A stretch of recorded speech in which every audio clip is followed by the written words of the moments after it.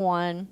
It is a few weeks out before we start the step study, but you know what? This will give you plenty of time to start thinking about denial before you get started with your step study. And if you haven't done one, guess what? It's a really great time to start thinking about what you're in denial about.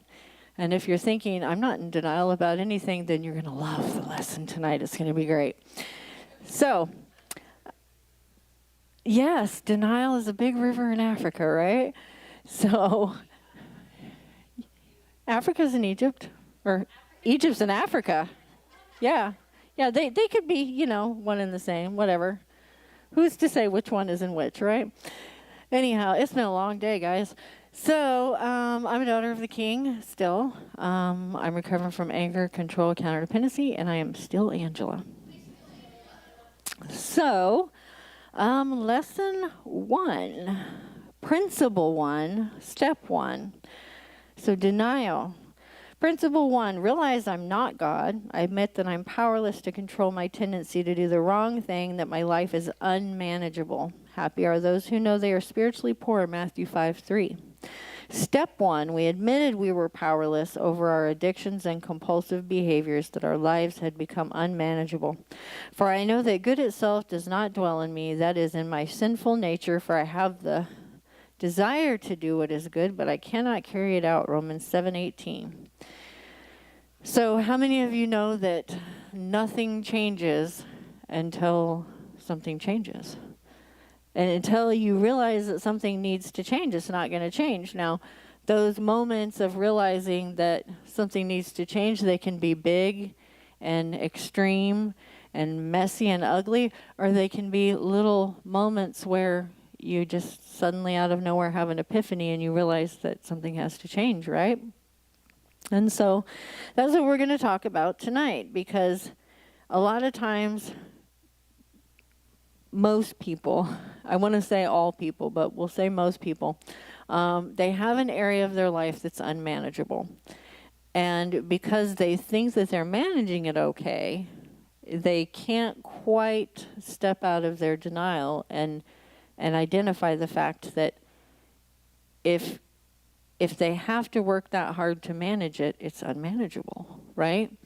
And so we've been trying to kind of increase our online presence and have more discussions for outreach and things like that.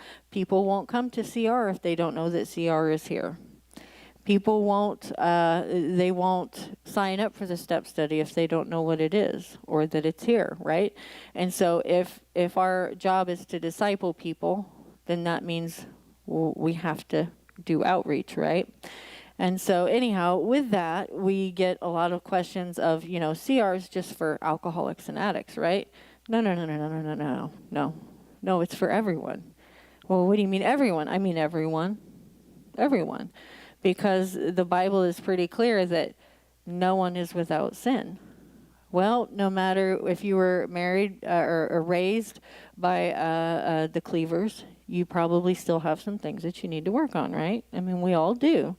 We all have varying degrees of dysfunction, but the fact is, none of us have arrived in our relationship with God, and that's essentially what working the steps is for, is to help us learn how to deal with the areas of our life that need to be dealt with biblically, but more practically. Because if we could all just pop open a King James Bible and read through it and then practically apply what it says to our lives to make things better, we all would have done it by now, right? So we kind of need it broken down where it makes real life sense, right? So tonight we begin our journey together on the road to recovery. It begins with principle 1, where we admit that we're powerless to control our tendency to do the wrong thing, that our lives have become unmanageable, out of control. Before we begin, we need to ask ourselves a couple questions. So, number 1, am I going to let my past failures prevent me from taking this journey? Are you going to let things that they've already happened, you can't go back and change them, are you going to let those prevent you from making a change? Are you afraid of change? What are your fears of the future? A lot of times people are afraid of change, not just because they like the consistency, they like knowing and feeling like they have control. They're complacent. But maybe they're afraid if they change that people might not like them anymore, or they might not be fun anymore, or they might lose some part of themselves that they think is great or likable or charismatic or whatever. There's a lot of different reasons that people fear change, but the fact of the matter is, if you need to change something in your life, you have to let go of being afraid of what that change is going to look like. So let's look at Hebrews 12:1. Since we have such a huge crowd of men of faith watching us from the grandstands, let us strip off anything that slows us down or holds us back, especially those sins that wrap themselves so tightly around our feet and trip us up. Let us run with patience the particular race that God has set before us.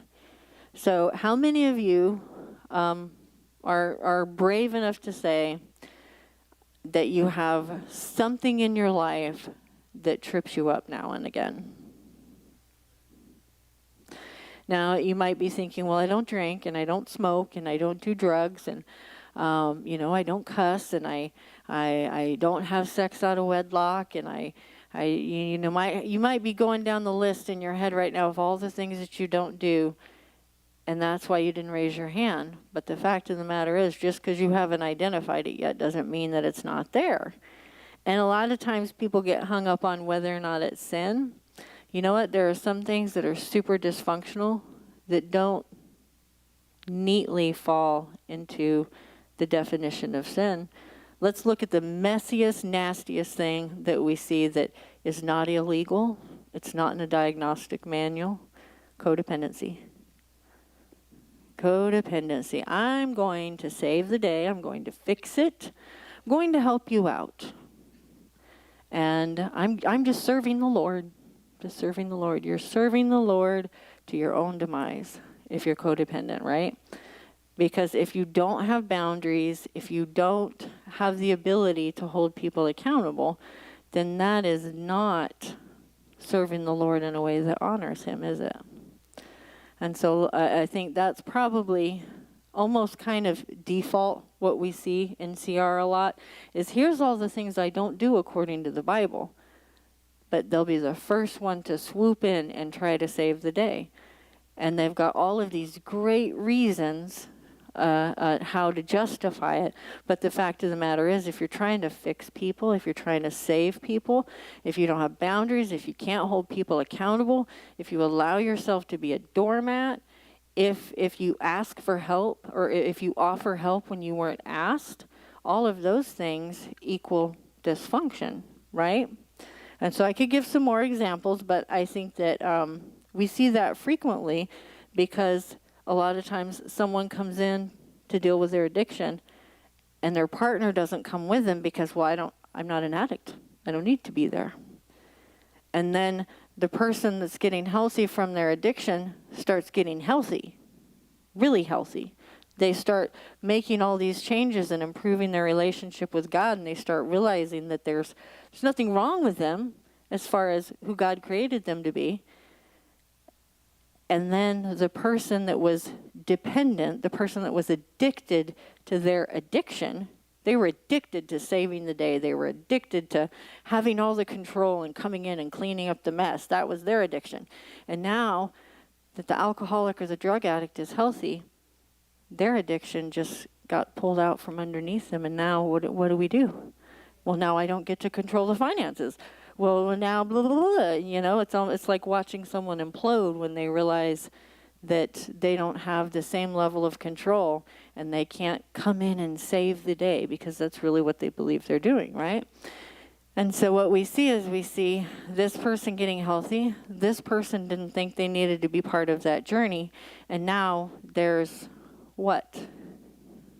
There's conflict, right? There's conflict. And then you have the people that come in with their partner or their family member or their friend. I'm just here to support them. Just here to support them, right? Just here to, support them, give them a ride, encourage them, whatever. Don't really have anything going on. But if they sit here long enough, how many of us we sat here long enough, and now we realize, I think I got some stuff.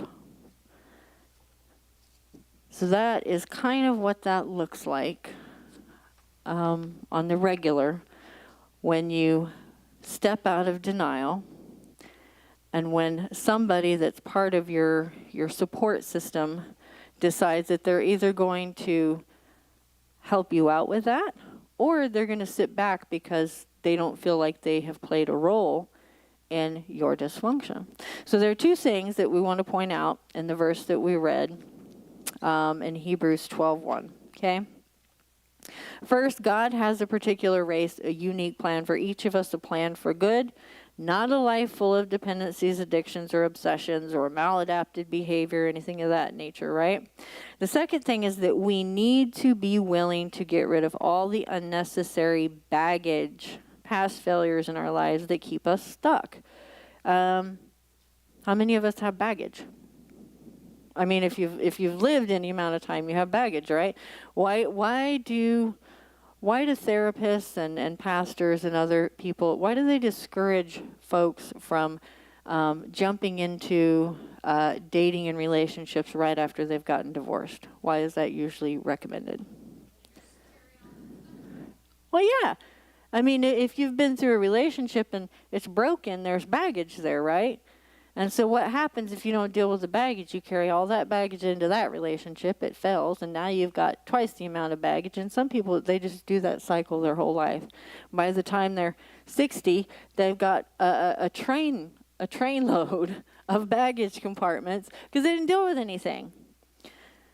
We need to be willing to get rid of all the unnecessary baggage, past failures, and things that got us stuck or kept us stuck. Let us strip off anything that slows down or holds us back, and especially those sins that wrap themselves so tightly around our feet and trip us up. Do you guys think that, do you think that gossip can be an addiction? What about being critical and judgmental? What about being a busybody? What about perfectionism? I mean, perfectionism looks good on the outside, right? Just really, I'm very attentive to detail. I just like to do things with excellence, right? But if it's an obsession, there's something wrong there, right? What about somebody throw one out there? Somebody throw us an example out there of something that we don't think of as an addiction, but we know that it is. A behavior, maybe. Control. Counterdependency, eating, anger, yeah, fear, whining, complaining, people, absolutely, yep. Sometimes, I mean, there's both extremes. There are people who are antisocial, and there are people who feed on social interactions like an addiction, right? And so I like using the example of anger being an addiction because I can identify with that. Anger is what? It's easy to feel. It's easy to identify. It's familiar. It makes you feel like you've accomplished something when you allow yourself to get angry. Sometimes I envision having this, you know how when we're kids, sometimes we have like our blankie. Sometimes I get a vision in my head of having a blanket that has angry things all over it, like an anger blanket. And sometimes because I've been so used to having no feelings and not processing or feeling or experiencing any emotions other than anger, that sometimes if I go for a long time without being angry, I feel like I want to go in the closet and get my anger blanket out and wrap myself up in it and pet it and oh, I missed you so much. It just feels good to get angry. Why? Because that's the addiction. It's the go-to when you don't want to feel hurt or frustration or abandonment or fear or love or any kind of other emotion that is unfamiliar or uncomfortable, anger's easy. I'll just get angry. Get my blanket out and I'll just wrap myself up and I'll be angry and I'll feel better, except for that I won't, right? So sometimes people, I struggle with frustration. No, honey, you struggle with anger. And it's not going to get better if you don't make a change, right? You got to step out of denial. You may have been hurt deeply. Perhaps you were abused as a child, or maybe you were in a marriage where your spouse committed adultery. For many of us, our past hurts, hang-ups, and habits hold us back. They trip us up. Many of us are stuck in bitterness over what someone's done to us, and we continue to hold the hurt. We refuse to forgive the ones who had hurt us. Forgiveness is not for the person who hurt us. Forgiveness is for us to honor God and to let go of the bitterness and the resentment and the anger and all of the crud. Because guess what? You don't forgive them, then you're giving them free rent to live in your head. You're giving them free reign to control everything you do in your life for as long as you continue to live in unforgiveness. Holding on to that hurt, not being willing to forgive the person who hurt you in the past, is allowing them to continue to hurt you today in the present. I shared, I think it was a couple years ago, that there was something having to do with, I don't know if it was human trafficking or sexual abuse or something like that, and I made a comment, it was on social media, to the effect of having experienced that and being so glad that I received healing from that I was able to forgive the person. Somebody did not like that statement. I don't know who they were. They were a complete stranger. They came unglued. They were outraged that I would have the audacity to forgive someone who sexually abused me. And I thought, how sad, how miserable. And I tried to explain, forgiving them isn't excusing their behavior. It's not telling them that what they did was okay.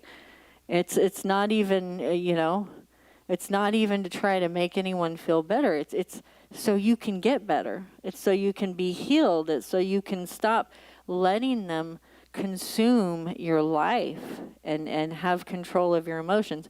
Why would I want someone who did that to me to continue to have a hold on me the rest of my life? Why would I ever want that?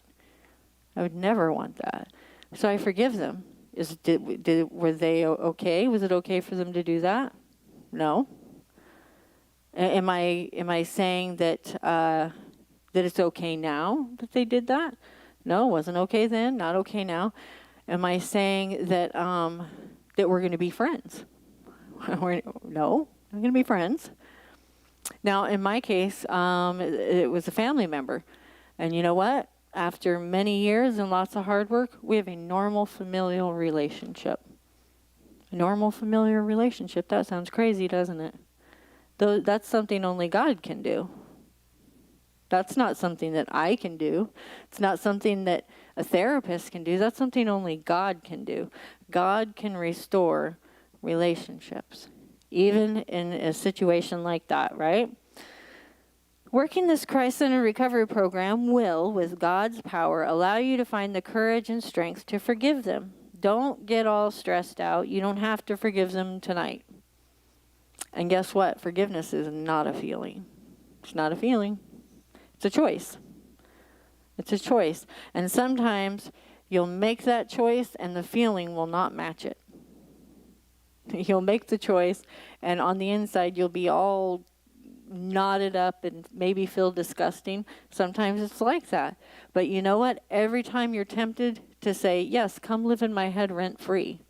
Or yes, I'm going to get bitter. I'm going to get angry. Instead, I forgive them. I forgive them. I forgive them. If you make the decision again and again and again, eventually your emotions will come into alignment because God said that He gave us the ability to bring our flesh into submission, right? He wouldn't say that if He weren't true, right? Some of you are bound by guilt. You keep beating yourself up over some past failure. That's me. I can beat myself up at 3 o'clock in the morning any time of day, really. You're trapped, stuck in your guilt. You think that no one anywhere is as bad as you are, and that no one could love the real you, and that no one could ever forgive you for the terrible things that you've done. Anybody ever feel that way? If people really knew what was going on in my head, they'd never want to be my friend. Sometimes I get a picture of what it would be like if, you know, when you look at a cartoon and you see the thought bubbles, you know, what if we all had visual thought bubbles? I know. That would be frightening, wouldn't it? I'd be frightened all the time. I'd be ashamed. I'd be miserable all the time. So I'm so glad that we don't have visual thought bubbles. I think probably we all are, right? That would be interesting. Yeah, some of us would be in worse shape than others, right? Anyway, whatever the case, we don't have visual thought bubbles. We have, at least God has blessed us with privacy of thought, right? Except for that he knows what we're thinking. And guess what? Thoughts develop into behaviors, don't they? If you think about it long enough, eventually you take an action, right? So adultery didn't start with sexual intercourse. It started with a thought, right? Same thing with drinking, same thing with drugging, same thing with everything under the sun. It always starts with a thought. And so we bring the thoughts into submission, just like we bring the emotions into submission. And it isn't easy, but if we do it, it pays off, doesn't it? God can forgive you and love you no matter what terrible things you've done. That's why Jesus went to the cross for our sins. He knows everything we've done. He knows everything we've experienced. And there are many of us here tonight that have faced similar failures and hurts in our life that have accepted Christ's forgiveness. They're here to encourage and support you.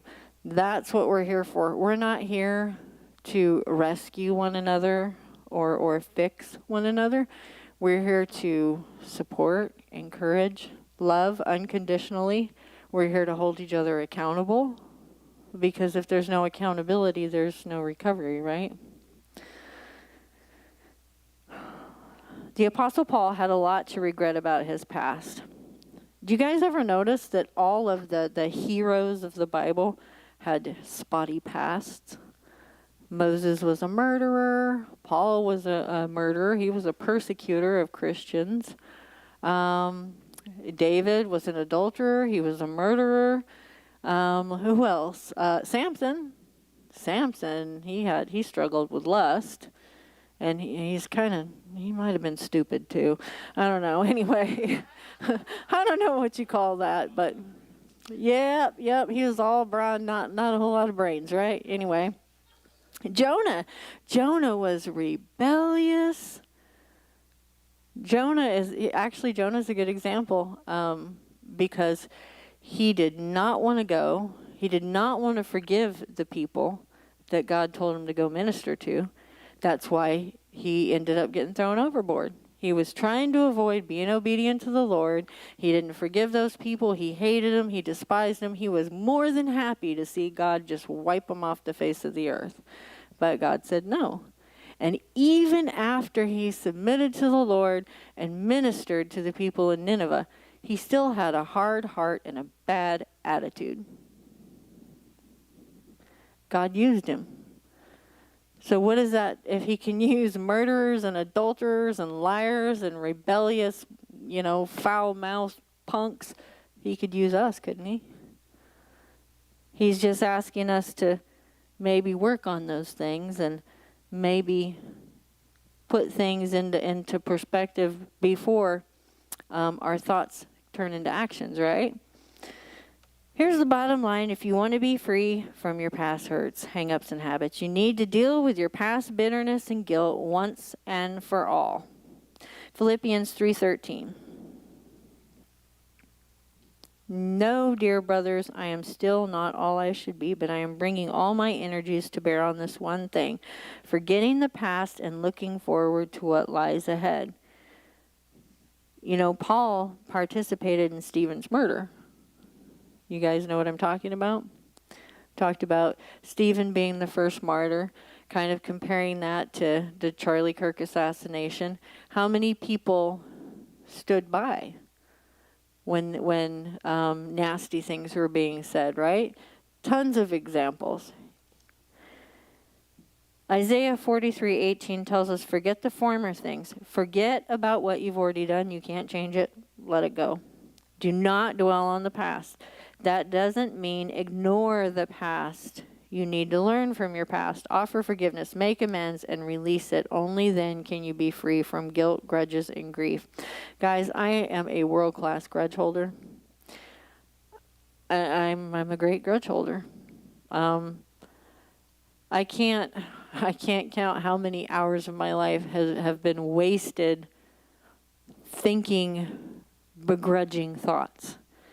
And time is so short. There are so many things on this earth to do, so many things that God wants us to do in life. And it just makes me sad to think that I've wasted hours of my life thinking about the grudge that I'm holding with this person or that person over. And it's always over stupid stuff, too. I mean, if I'm going to hold a grudge, why can't it be over something, outrageous, huge, major? Nope, it's always something petty. Well, they made a motion at me, and I saw their lips move, and I know they were talking about me. What a jerk. Really? Really? Are you sure? They might have been saying, wow, look at her hair. It looks great. I don't know. Things are never as bad as we think that they are. I mean, think about the thought bubbles, visual thought bubbles. If we really knew how many people don't actually give a crap about us. We all get worked up. Well, so-and-so said such and such. I just know that they're talking about me. It's really not, is it?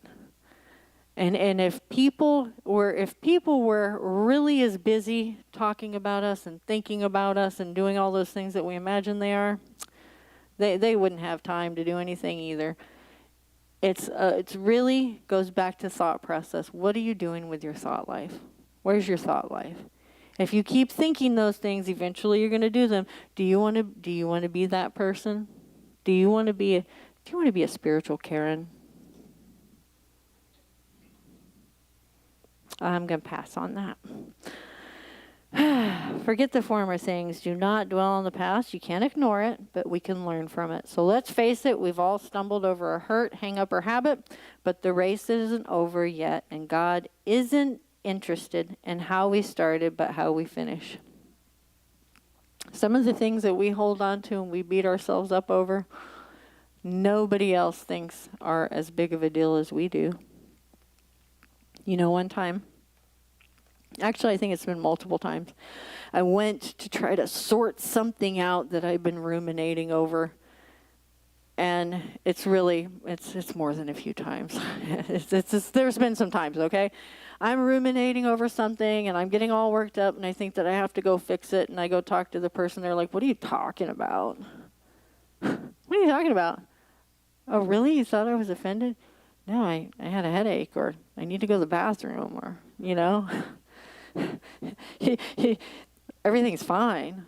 No, I wasn't offended. Some things that we are investing a lot of energy in are really only a big deal to us, right? You may be worrying about your future, be afraid to change.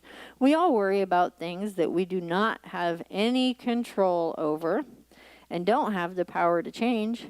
How many of us are worried about our past, knowing full well we cannot time travel? Can't do it. Can't travel back in time. Can't go back and change it.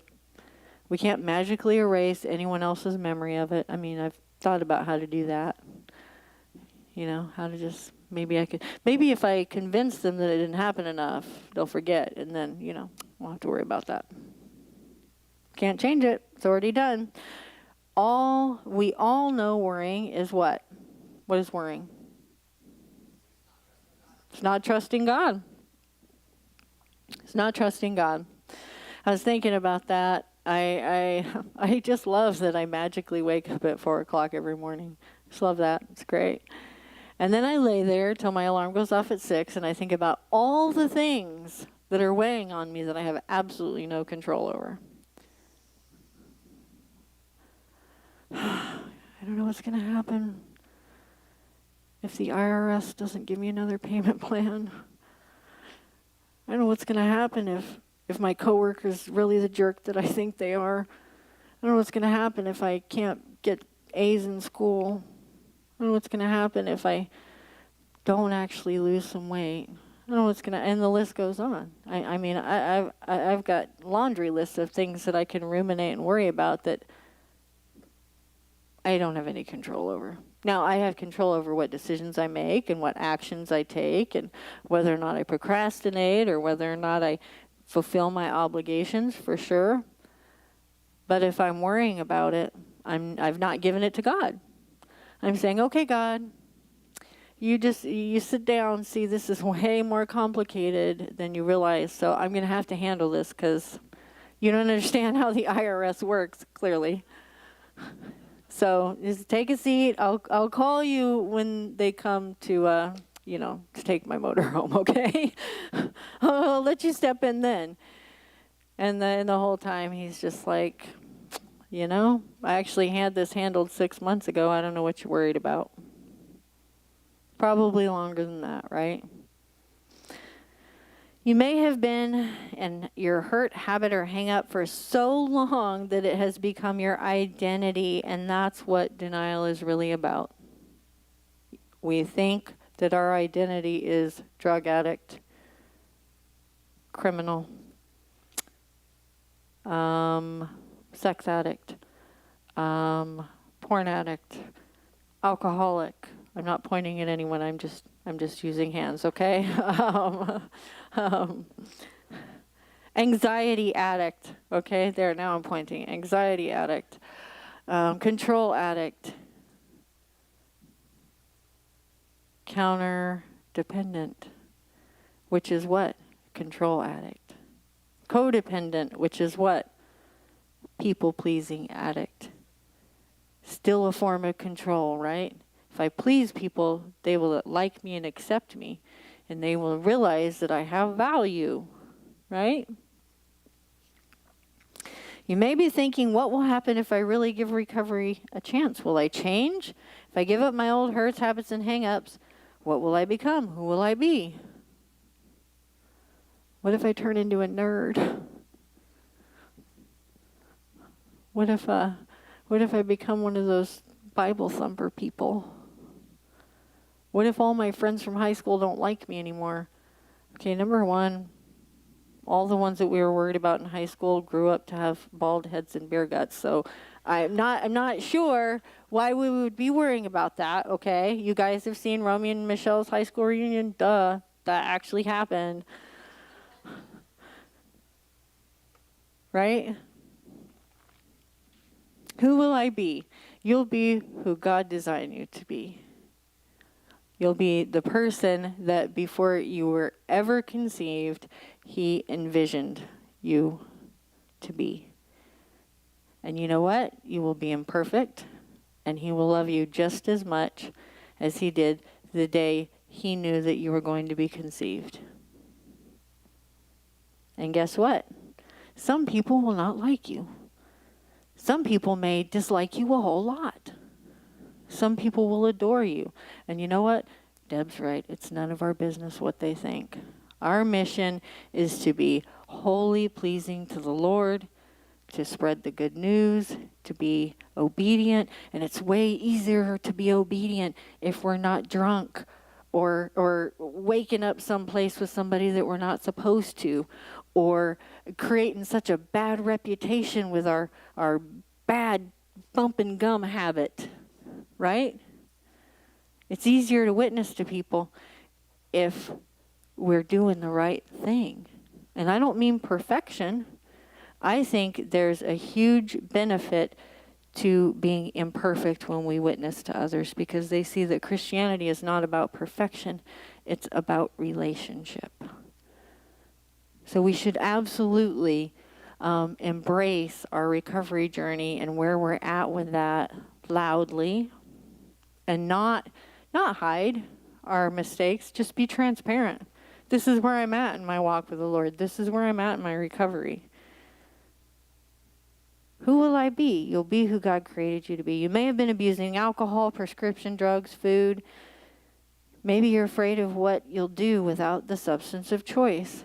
You know what I've noticed is that a lot of times when you numb your emotions for so long that when you're forced to feel them, it's freaking weird. One thing that I noticed is that I was so used to just being emotionally numb, to not acknowledging, feeling, or experiencing emotions, especially stressful things. And all of that, of course, is a trauma response. I have to live, so I can't be feeling these things right now because I have to live, right? And so once I started having those little feelings, it was weird. It was uncomfortable. Sometimes I still don't know what to do. So I go in the closet and I get my angry blanket out. And then I pet it for a while, and then I realize that that's probably not the best way to deal with this. And that makes me madder. So I cut a little bit longer, and then I put it away and realize that I actually have to deal with life like a real, actual grown-up. And then I remember that, oh, there's God. He gave me everything that I need to know to do that, but it doesn't help me if I don't use it, right? You may have been enabling someone in a dysfunctional relationship for years. Perhaps you wonder, what if I change and my alcoholic husband gets mad at me? Tough. God doesn't want you to stay frozen in an unhealthy relationship or a bad habit. He wants you to do your part in becoming healthy. Even if our past was extremely painful, however, we may still resist change and the freedom that can be found in really working this program because of our fear of the unknown or because of our despair. We just close our minds because we think we don't deserve any better. Who has ever shied away from recovery because you thought that you deserved all the misery you were experiencing? Brought it on myself, right? Brought it on myself, earned every ounce of garbage that's been tossed at me. That's not what God says. It's not what God says. 1 John 4:18, where God's love is, there is no fear, because God's perfect love drives out fear. You're never too young or too old or too spiritual. Doesn't matter how long you've been saved. You can be something more than what you are. You can improve the content of your character by applying these steps to your life. The room is full of changed lives. You're not here by mistake tonight. It's my prayer for each of you that you'll not let your past failures or your fear of your future stop you from giving Celebrate Recovery a real try. I want to mention that Celebrate Recovery is simply the Bible laid out in a way that's easy to understand so we can apply it to our lives, right? Celebrate Recovery is not our God. Celebrate Recovery doesn't replace our Bible. It doesn't replace our relationship with God. It's a tool. It's a tool, right? Are you wearing a mask of denial tonight? Before you make any progress in your recovery, you need to face your denial. As soon as you remove your mask, your recovery begins again. It doesn't matter if you're new in recovery or have been in recovery working this step for years. Denial can rear its ugly head and return at any time. I'm going to give you the answers to the acrostic that I forgot were in here, okay? So the D disables our feelings. I think we touched on that, right? Hiding our feelings, living in denial, freezing our emotions, all of that is bondage. Understanding our feelings is where we find freedom. Reference Peter 2:19, 2 Peter 2:19. They promise them freedom while they themselves are slaves of destructive habits, for we are slaves of anything that has conquered us. E, energy lost.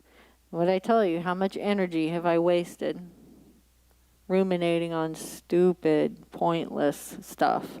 Major side effect of denial is anxiety. Raise your hand if you ever had that. Anxiety causes us to waste precious energy dealing with past hurts and failures and the fear of the future.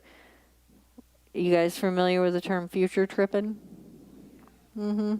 What's the hip phrase for ruminating over the past? Do we have one of those? I mean, past tripping sounds dumb. Is it? War stories. Just, yeah. I'm just all nostalgic, reliving my war stories in my head. Dumb. Don't do it. Energy lost. We let our fears and worries paralyze us. Psalm 146:7 says, He frees the prisoners. He lifts the burdens from those bent down beneath their loads. Because God's burden is light, right? In negates growth. We are as sick as our secrets, and again, we cannot grow and recover until we are ready to step out of our denial into the truth. Psalm 107:13 and 14.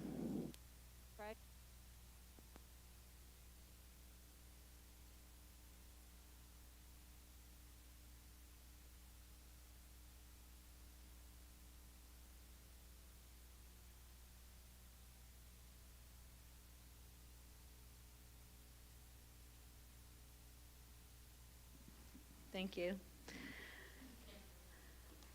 Thank you. Hello? Oh, looky there. Denial also isolates us from God. Adam and Eve are a great example of how secrets and denial separate us from true fellowship with God. Genesis 3:7 tells us that Adam and Eve hid from God because they felt naked and ashamed. How did they know they were naked and ashamed? Because they were disobedient, right? 1, 2, 3. There we go. Thank you. All right. Of course, good old Adam tried to rationalize the woman you put here with me. Threw her right under the bus, didn't he?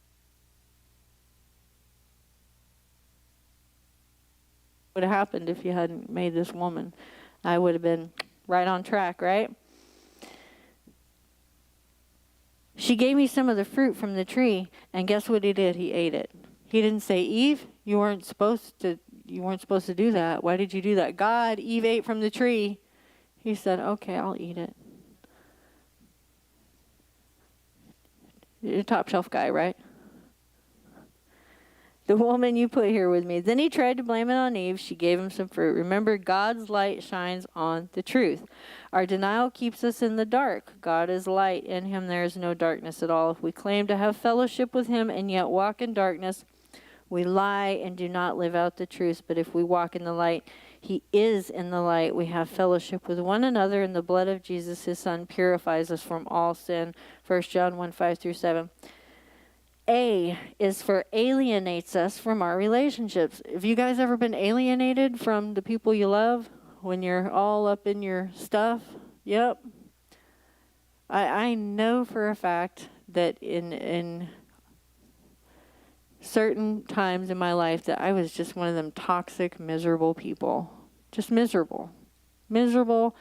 Nothing could ever satisfy me. I was never happy. I was angry all the time. I didn't like people. I always said the wrong thing. I mean, I still always say the wrong thing, but I was really saying the wrong thing back then, like way worse than now. And I just was not a nice person to be around. And it alienated me from people. And the sad thing is I knew it, and I did it anyway because I didn't want to be around people. People stink. I don't want people in my life. All they're going to do is be a jerk anyway.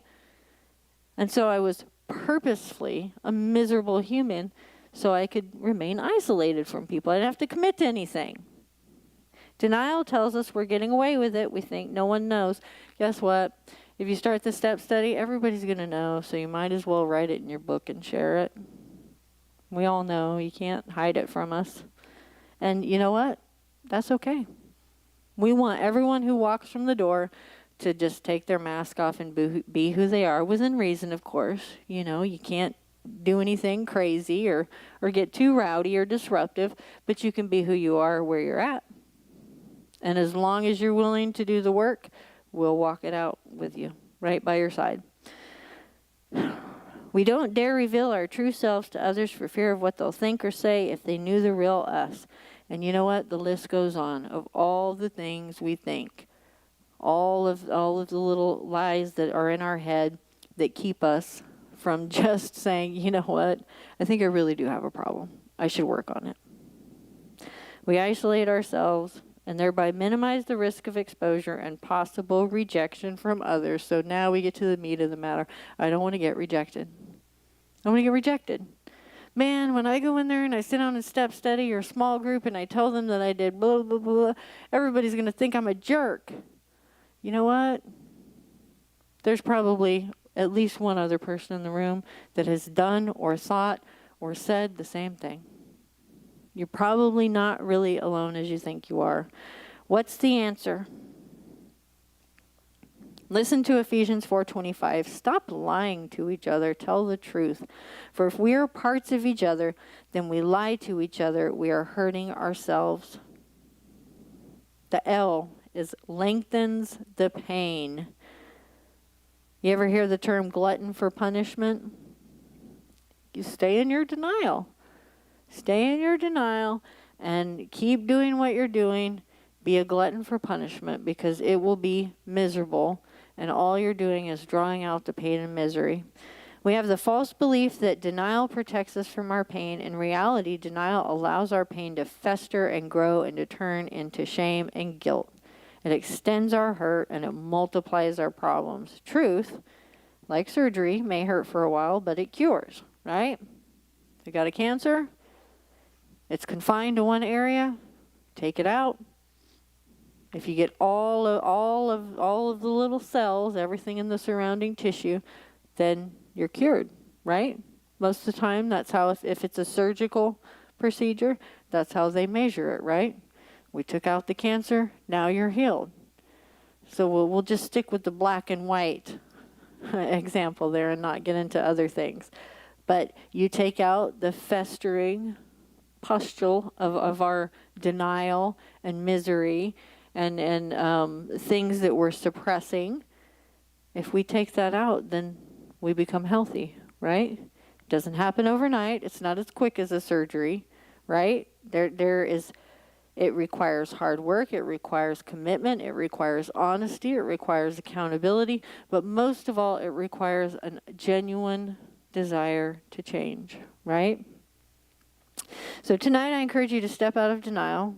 Walking out your denial won't be easy. Taking off the mask is hard. Everything about you shouts, don't do it. It's not safe. But it is safe here at CR. Here you have people who care about you and who love you for who you are. Well, what is the saying? We love you warts and all, right? We love everyone where they are, and we're willing to meet them there. Know the truth, and the truth will set you free. John 8:32. Let's pray. I want, since I've spent way more time than I meant to, can I ask men?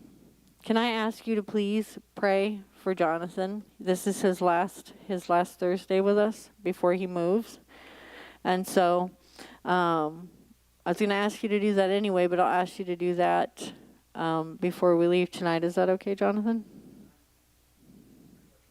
You're leaving pretty much right now? As soon as we get done? Well, then come on up. Come on. We'll skip the serenity prayer tonight, and let's pray for Jonathan.